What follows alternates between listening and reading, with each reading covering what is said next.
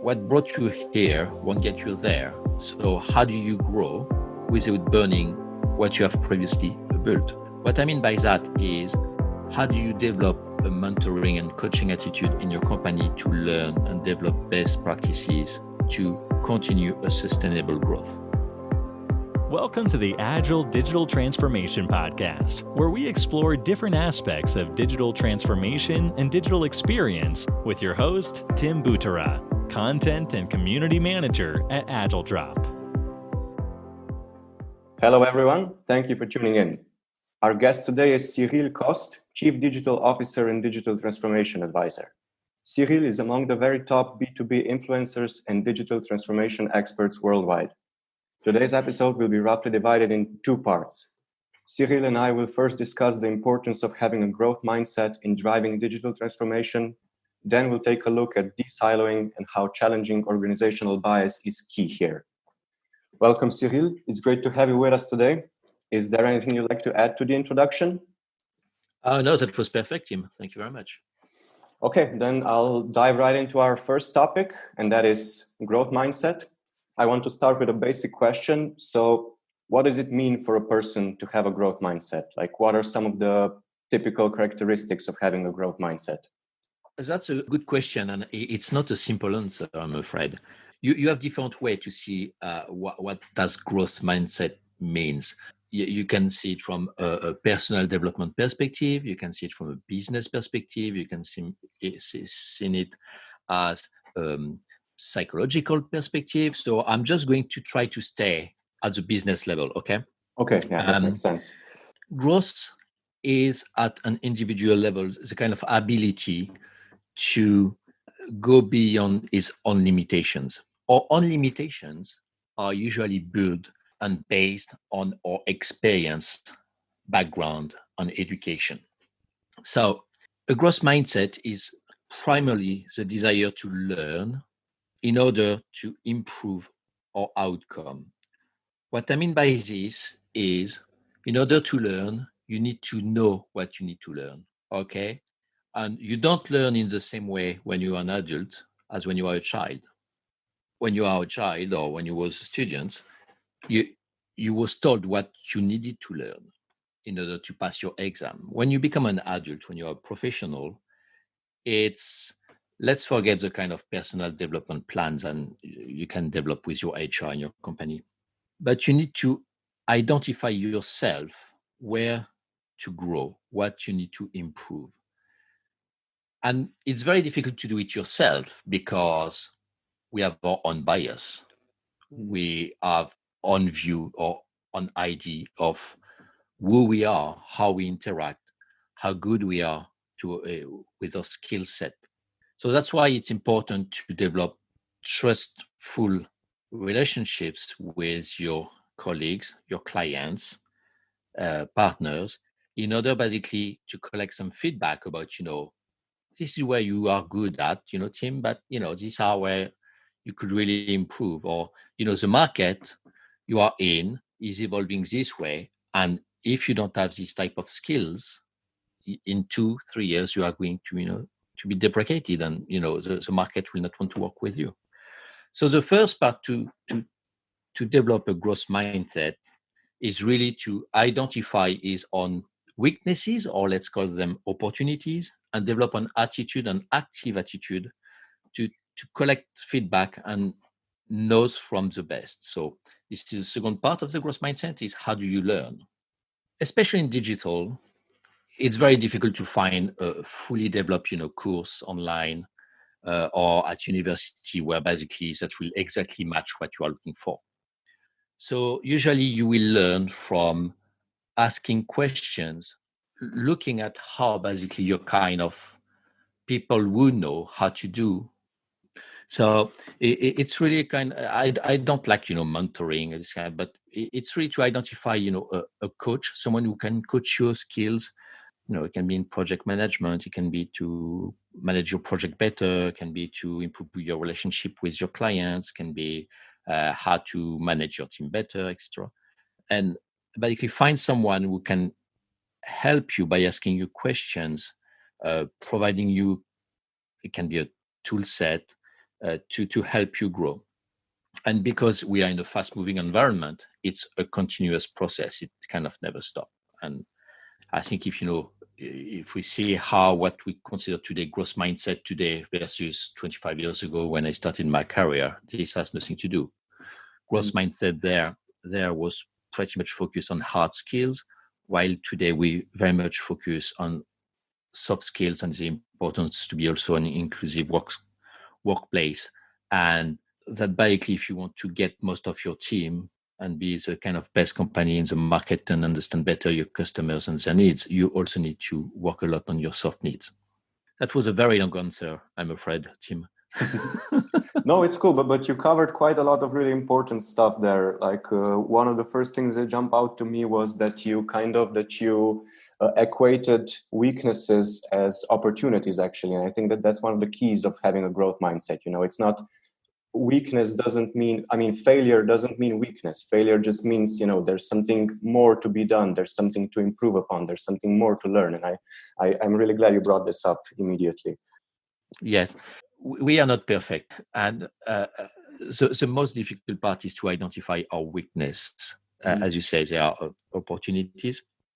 Because if you don't know who you are, don't expect other people to tell you who you are. So it's important to use their vision to help you to identify your weakness. But in the same way that you are biased in the way you see yourself, other people are also biased based on their own experience, background, and education about you. So that's why it's important to have a kind of a 360 view by asking, people who work with you closely, people who work with you not as close to you, from a different technical background, from who have different experiences, so that basically it can give you a lot of material to know about, who you are and where you need to go. And opportunities, you will identify them by discussing with basically these people.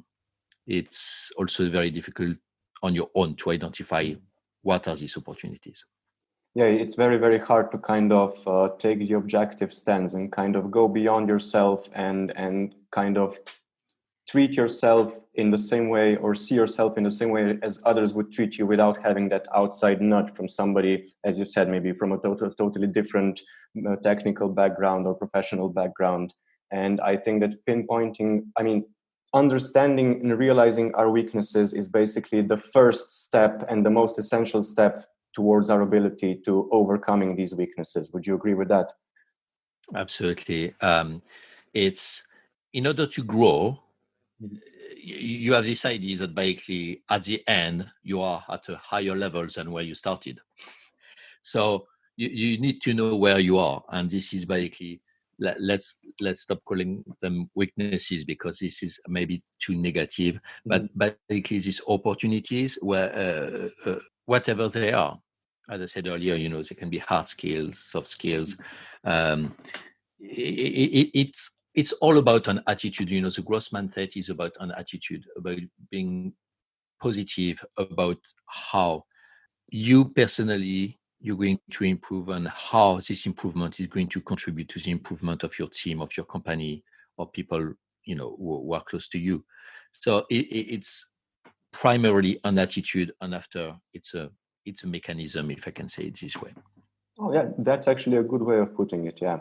And so let's maybe take it a bit broader and take the whole company into account. So if a company has a growth-oriented culture, that would mean that it's a culture which encourages having a growth mindset, which encourages growing, learning, sharing knowledge, and kind of developing their employees. Yes, and more. I say, when you take it at the company level and you talk about growth, so the first things that pop up in people's mind will be growth in revenues, growth in the market share, growth in the client space. That will be basically the first thing that comes to mind in terms of growth. Growing a skill set maybe of your employees, but is it really a key KPI? Can you really measure it? I would say at the company level, to be really growth oriented for the company is how you grow in a sustainable manner. I think that's really what is going to differentiate future winners from not winners. it's it's really let's not take kind of FTSE 100 companies or Nasdaq companies because they have different kind of objectives. But let's say for the huge majority of the companies in the world who are not listed and who are not based in the Silicon Valley, what does it mean to be growth oriented? Growth oriented is, not only just reaching objectives, let's say usually going higher and higher in whatever metrics we have chosen. So as I said earlier, can be revenues, can be profits, can be market share, but also how you make it in a sustainable manner. So I say, whatever individuals and talents you have in your companies, they have a limited amount of time per week, per month in your company. So what brought you here won't get you there. So how do you grow without burning what you have previously built? What I mean by that is, how do you develop a mentoring and coaching attitude in your company to learn and develop best practices to continue a sustainable growth? So growth oriented is, at the company level, is the ability to develop your employee to continue to develop on the same basis as before. And it's easier said than done, because as you know, while a company grew, it will inevitably add, management layers, reporting activities, etc. And it's very difficult to avoid this kind of bureaucratic and passive behavior when you grow a company. So how do you avoid this approach? By basically proactively developing a growth mindset, which is basically focusing on, right now I have, let's say, one team that is taking care of our customer support. Because of the growth of the company, I need to build 3 different customer support teams, because I will have to serve different geographics, different time during the day. So how do you ensure that basically what was built in the first team is going to be deployed at the same quality for the next 3 teams? So that's basically how you can identify, who has been the best learners, the best contributors, and basically how they can spread their mindset in the other teams. That's why I'm a strong believer about cross-pollination in organizations. And once you have a team, it's very true also in any type of agile teams. As I'm sure you will know, what Agile Drop is basically, once you have a well-performing team, do not hesitate to take some elements of these teams to put them in the other teams, basically to kind of spread the good practices. And this is really how you can develop harmoniously, peacefully, a team. And each team can contribute at their own level, because I've never met a team that was bad at everything. So a team will be, for example, really good at market research. Another team may be very good to implement, to write their test and run their test. Another team may be really good to in the relationship between the developer and the creatives, for example. So every team can contribute in a positive way via cross-pollination, outside the typical exchange that you can set up, in the teams, and the collaboration tools you can use to share documents or process or reports. It's more growth-oriented organizations. The successful ones are betting on the human, not the tools. Oh, that's a very, very good point right there, Dia and Cyril. Betting on the human, not on the tools. And I think that that's actually at the essence of digital transformation. It's not just about the digital, but it's bringing the human and the tools together to kind of get the best possible outcome. Absolutely. In digital transformation, when I built my first digital transformation framework back in 2014, at the center, it was my customer. So because the customer was the center and everything was derived from here. So there was the experience, the data you collected from your customer, the operating model that was built around the customer, etc. It was like a 7 steps process. So everything in digital transformation is about your customer. So you will have, of course, some IT modernizations elements. Yes, you will have some sensors, captors. Yeah, you will have, some cloud computing somewhere, probably with some AI frameworks that will consume some data that you have stored somewhere else. But at the end of the day, whatever you do must be connected to the customer and must improve his experience. This customer can also be, of course, one employee. So in this case, we'll talk about employee experience, but even in this case, it will need to serve the customer in a way or another. And you mentioned early on that probably a growth mindset from 25 years ago would look very different than a growth mindset right now. And I'm guessing that the mass digitalization and kind of the mass adoption of digital technologies is quite an important factor in this.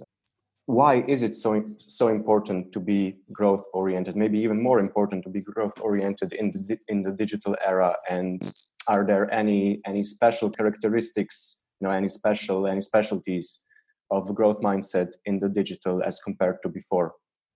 So if you go back 25 years ago, most of your education was done, either when you was at universities or via, the formal training you get at in your organizations or via third-party companies. Today, most of our education is done via YouTube, okay, or whatever blog, and basically this is how you learn these days. How your education, whatever, is it for technique, is it for language, is it for management, is it for legal, you will always, your first destination will be Google and YouTube. It will not be oh, let's check what is available in terms of formal training as the university or on my corporate website, HR website. So because now we have access to so much information easily, and that usually no prerequisite is required from you. I can study, medicine online, without having passed any entry exam. I do not recommend that. It's so basically the flooding of information and the constant change in our environments, which is how we interact, digitally. So kind of, the first smartphone became really popular, let's say 2010. A few years later, for the tablets, the usage on smartphone is basically also changing a lot. Social media, the way we interact, differently. It started with text, then with pictures. Now it's more videos. So it's constantly evolving. And because our brains are also bombarded with this information, it's more and more difficult, and it's more and more important to know exactly what you need to learn. And we go back to the first point of the growth mindset, which is you need to know who you are and where you are if you want to grow. Because if you don't do that, you will just absorb whatever is available to you. And during a day, you just go on YouTube, you can waste your day on YouTube and you haven't done anything at the end of the day. And this is valid for any kind of social networks. So I think I digressed a little bit, but have I answered your question, Tim? Yeah, I think you kind of highlighted the main and the most dominant reasons why growth mindset has changed and why now it's even more important because of the huge availability of information and because of its huge, very easy accessibility. As you mentioned, now you just go on Google, now you just go on YouTube and you have everything at your disposal. It becomes even more important to kind of delineate how you're going to learn and what you're going to learn, because as you rightly pointed out, you only have so much time, so many hours in a day. And if you just absorb everything, then you definitely won't optimize and you won't actually grow in the proper sense, even if it may seem to you that you're growing because you're learning more, but you're not doing it in a kind of in a way that will ultimately benefit you in the long term. That's absolutely right. Yeah. You summarized it very well. Okay, I think we already kind of started talking about de-siloing with the previous questions, so let's just move there and then we'll tie things together in the end. So my first question for de-siloing, what are the key challenges that siloed businesses have to deal with? Why should companies de-silo? Why should they prioritize de-siloing? Oh, good question. So the problem with silos is they are usually built on false beliefs and fake news, if I can say it this way. Silos in organizations basically are usually based on bias or around biases. And if you don't fight the silo in an organization, you know that basically you are just getting slower. So you are getting your product to market slower. Spread of information will be inconsistent, which means that basically information quality inside your organizations is going to vary from one team to another one, depending on who spoke to another one. And it also introduces this idea that you may have different competitors inside the company. If you work in a silo, it means that it's us versus them kind of behavior and attitude, which is not what you want to do. Interestingly, I think you will agree, Tim, that every time you hear about silo in an organization, I've worked many years in the services industry, and you cannot start a project in an organization without people talking about, oh, we need to do about silo in an organization. So you will notice, this guy in finance department, they don't share anything, they don't talk, blah, blah, blah. Oh, and you will see these people in the marketing department, they don't share, they don't talk, and we never know what they do their stuff on their own, and after it comes to it just lands on our desk and it just disrupts the project, and etc., etc. But interestingly, when you search on Google, for example, Google Trends, you can see that the interest in fighting silos in organization is just decreasing over time. And what I find fascinating is we know that this is a problem for every single organization, but we do very little about it. And it's a topic, that it must be led by the leadership. There is no other way. There is no other way to succeed, because it's really a topic where leadership and the C-suite must take in their own hand, because they must lead by example on this one. So silos, in my view, and based on the research I've done, can be fought by fighting different biases that exist in an organization. Few of the main issues with silos is also, I was talking about cross-pollination previously, and it also siloed organizations will prevent this from happening. Say from understanding each other, and an organization is never the sum of all its parts. So you can't see an organization as, oh, this is customer service, this is marketing, this is operations, this is finance, this is IT, this is sales. An organization is never the sum of its parts. Okay, that's a simplistic view. It's the interaction and between these parts that basically will improve the value of the organization. So in order to do that, basically you must look at yourself, honestly, and see how a company operate, not on paper, because we have all seen tons of process paper, roadmaps, etc. That what you're supposed to do in this case, etc. But we know that this never happens. But basically, how your company really works, and once you know that, you can say, what can I do to improve it, to operate it better?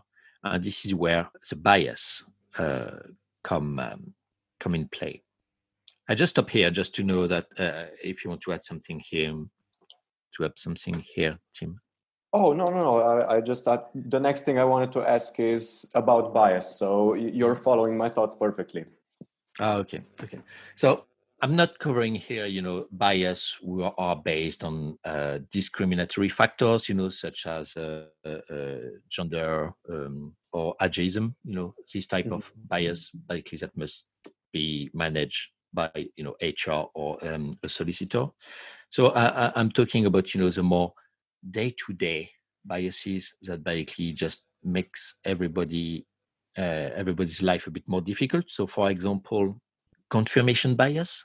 When you start a project and someone say, "Oh yeah, we are going to do it this way because why? Because we have always done this way. So this is a process we are going to do, to collect the requirements, identify our markets, run our market research, extra." Say, well, okay, why? And we are just basically entering a kind of the same process. It's always something we have always done it this way. So basically, we are going to do it again this way. Another also bias that I really like, and it's very easy to spot, is a HIPPO, the highest paid person opinion in the room. So it's basically when the team has made a decision and it's big time, we need to have the sign off on this, and basically you have this person usually. So it's funny. It's usually the highest paid. So who knows usually not a lot of the project and basically decide to make some changes on the project or whatever you are working on. And this person doesn't realize usually the disruption that has been introduced, doesn't really necessarily understand the amount of work that has been invested on this project. And why? Is because no one really wants to challenge the HIPPO, at least publicly. It's not something that is easy, because of course, the higher you are in the company, the better decisions you are supposed to make. At least this is what the type of expectations people will have. But it's very difficult to have to challenge a HIPPO. I noticed this attitude, especially in the financial services industry, where there is this really real this mentality where basically, if someone with a kind of a higher hierarchical level will basically say something, and even if it's wrong, the rest of the team will just follow and not confront him. That's really what I've noticed in my experiences. But for everybody, I think that will listen to this podcast, there is one bias that basically we all can have a play, is a self-serving bias. Is basically making decisions based on our needs and not necessarily in the interest of the team or the organization. And that's a bias that you will see in recruitment process. That's why when I do recruitment, I always take two other people with me in the room, and it's important that you do it too. It's basically to remove the kind of self-serving and to see basically a candidate as, okay, talking only about the skills or experiences that are relevant to what you need, rather than what your team or company needs in the longer term. So it's important to have others people's perspective, people who don't work with you, by the way. So try to take people from different teams, because it's important to have a different view about the company's culture, that the questions are not going to be purely about hard skills, but also soft skills. Working in a company is probably more about integrating an environment where you can contribute and where you are comfortable to be in. So that's very important. So that's why the self-serving bias, we are all guilty of it. Okay, in a way or another. A typical one for especially technical people is to choose technical solutions that you are comfortable with, or to choose a language to develop a solution because you are more comfortable with it, even if it's not the best for the project or for the company. So the self-serving bias, especially for technical people, is probably one of the most spread. Another one, and I think it's the last one I'm going to talk about, is the status quo bias. So we don't want to take a risk. So if we don't do something, at least we are less likely to fail, at least in the short term. And organizations tend to focus on short-term objective. So basically, that serves everybody needs. We will change when we have to. This is the kind of typical sentence that you can hear for the status quo bias. Is people who say, uh, if it's not broken, don't fix it. Yeah. So if you have to wait that something is broken to fix it, it's probably means that you can do a bit of predictive maintenance, just to avoid something to break. And also something you will hear a lot with the status quo bias is, oh, we tried this before, as the world doesn't change since we discussed that. So it may be 5 years ago, 10 years ago. So we tried this 10 years ago, we tried to develop an app, let's say, but it didn't, met some success on the market. So we decided to withdraw it and stop it. Well, you know what? The world 10 years ago is very different from the world today. So basically, once again, if someone said, we tried this before, it rings a bell, and basically this is how you spot a status quo bias. And you can see the bias that I've listed, so the confirmation bias, self-serving, hippo, status quo, are basically, I'm sure, Tim, you can relate to them in a way or another and say, oh yeah, I've done this, I said that, and we are all guilty in a way. And the purpose is not necessarily to fight them, is to identify the bias, to contain the damage they could create and creating a silos in the organizations. So the purpose is, let's not have bias at all. It's identify the bias and act upon that. If someone comes to you and say, oh yeah, I want to use this technology because I use it before in my projects and I know it very well. I say, oh yeah, you know what? That's a kind of self-service bias here. Is this technology the best for the organization or the best for you? So, quickly you can trigger these conversations. And that's why it's important to know these biases and to be able to identify them. And one thing that I really noticed while you were enumerating the different biases, and one thing that you already kind of touched upon before, and I kind of want to continue with this, is that basically the self-serving bias and the status quo bias are basically textbook examples of having a fixed mindset, which is the antithesis basically of having a growth mindset, because with a growth mindset, it's like, okay, there's an opportunity to do something better, to improve, to learn something new, to kind of challenge the status quo and make it better. But the two biases, so self-serving and status quo, are basically about keeping things as they are. If it works, it works. Don't optimize it until it breaks. So it's really interesting how actually the two topics of today's episode that we've been discussing so far kind of play along so significantly, and maybe it's not immediately obvious that they do. No, that's very well spotted. Yeah, absolutely. It's based, on the kind of attitude, as we mentioned before. And basically the first step to adopt a growth mindset is, do you want to improve yourself, improve your team, improve your organizations, and do it better for the benefits of your clients. And you're absolutely right. In the self-serving and status quo biases, there are really very personal biases that basically are linked to your mindset and will, as you say, it's a fixed mindset. It's very much about, I don't want to evolve. I just want to play with my cards, with the cards I have in my hand. And, I won't try to get new cards. This is pretty much, yes, the mindset. You're absolutely right. Okay, basically does it for most of my questions. Maybe another final question that kind of ties both of today's topics together. We're all familiar with the COVID-19 crisis now. It's affected all of us. I hope everybody listening is still staying safe, staying healthy. But I mean, I'm guessing that probably de-siloing and growth mindset also underwent some changes because of COVID.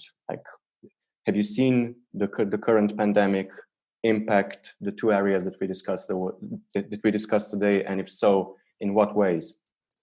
That's a very good question, because I never thought about linking this to the COVID or the new normal.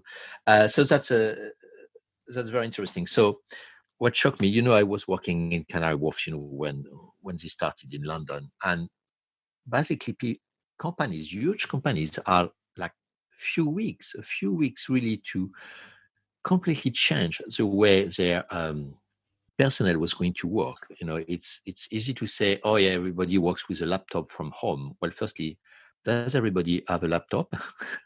Does everybody have the internet connection at home? Do you need a second monitor? Do you have a place to work from home at home? If you share a flat, it's not necessarily easy. I remember that basically the biggest challenge was concerns about the stability of the infrastructure, because when you have 6,000 employees, working in the office, it's fine. But when they have never tested before 6,000 employees working from home, trying to access systems externally, that was a massive change. And it just shows that basically the attitude and the mindset that CIOs and CTOs had to go through in a very short period of time to make it possible has been incredible. CIOs usually, are very conservative people, that don't really like changes. Don't repeat that. But basically, they have probably, of the board members, with the CFOs, the most conservative people. And they had to go through a cycle of change in less than a month. Basically, that has been incredible. I've seen some companies rushing to deploy Microsoft Teams, for example, because they did not have any real collaboration tool before. So they had to go through like what they were supposed to deploy in 12 to 18 months. They had to go through in 3 weeks, basically. So I think COVID has kind of potentially brought something in people's mind, and especially the C-suite and people who are probably more on the conservative mindset, that, when you want, you can. They say when you want to do something huge, they say, deploying company-wide collaborative tools in a very short period of time, where usually you would have got like 50 consultants that will come to help you to do it. And they say, oh gosh, I don't have the time. I have to do it. So basically, it's possible. And I think that's something really positive, is basically, as we come, the preconceptions before the buyers that, or if you want to deploy a large scale solution, you have to have a IT outsourcing company. Yes, and you will have 50 consultants for 1 year. That's going to generate a lot of PowerPoints, etc., etc. I think that's gone. I think people say, oh gosh, we can do so much by ourselves now. So that's one thing. Second thing is how. So I'm not talking about the kind of business as usual BAU projects, but more or activities, I should say, but let's say projects in a very short period of time. Once again, teams across the companies had to find a way to collaborate online. So let's forget the meetings, let's forget the PowerPoints, that you had in the office, and say, oh, how in a short period of time, organization have shifted in a kind of matrix structure way, without any kind of really formal training, by the way. But basically, each people in each team had to find a way to deliver, their value, working from home, managing their own agenda, not talking to your team leader or project leader, around the corner, because, you're not going to pick up your phone every time you have a question. You can't be that disruptive in these moments. So, making a difference between what is urgent is important. I think when you work from home, everybody's working from home, these notions about important and urgent are really fundamental, because you can't be reactive. You can't work on what is urgent all the time. It's just impossible. Otherwise, you produce nothing. So matrix structure, so teams working better together by having to collaborate, by basically putting their work in the collaboration tools, as I mentioned earlier. And also term of as I said, better emphasis on what is important versus what is urgent. And in my discussions with people across different companies, they told me that basically some projects where they didn't have any value at all basically have just quietly disappeared. So basically, it has been a kind of natural filter, this kind of COVID, about focusing on what really matters during that time. That's kind of what you pointed out initially as one of the main tenets of a growth mindset. It is, and it's really linked. Is basically as long as you work with people who have this mindset, or you support them in developing a growth mindset, you give them the opportunity, the tools, the time to do it.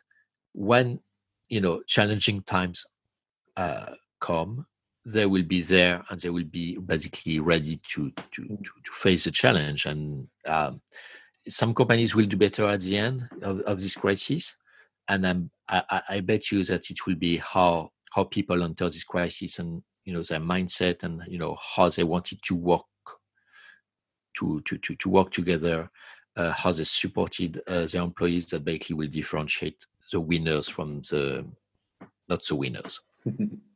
Yeah, I agree with that. Okay, that's all from me. Is there any final words that you'd like to give to our listeners? If people are interested in the kind of growth mindset and biases, I think there is plenty on the internet, or in terms of books, where they will find what is interesting. I think what matters is what is actionable. They say, as I said earlier, it's one thing to know about biases. What is the most important is, to identify them, to act on them. So whatever you're going to search on YouTube, on Amazon, etc., just be sure that basically there is a kind of takeaway that will help you to take actions. Yeah, that's a very good point to make. Yeah, thanks. Okay, before we finish our discussion, just one final thing, Cyril. If people want to reach out to you or to learn more about you, what's the best way for them to do that? Okay, well, my two best friends are basically Twitter and LinkedIn. So on Twitter, it's at cyrilcoste.com. So CYRILCOSTE. And on LinkedIn too. So just search my name, and should be one of the top results. And happy to connect and to discuss.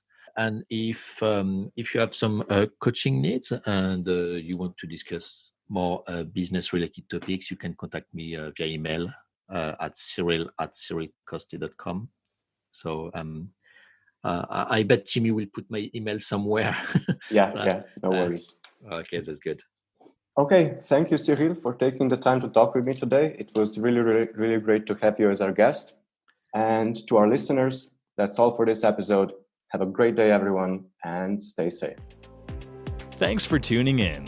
If you'd like to check out our other episodes, you can find all of them at agiledrop.com/podcast, as well as on all the most popular podcasting platforms. Make sure to subscribe so you don't miss any new episodes, and don't forget to share the podcast with your friends and colleagues.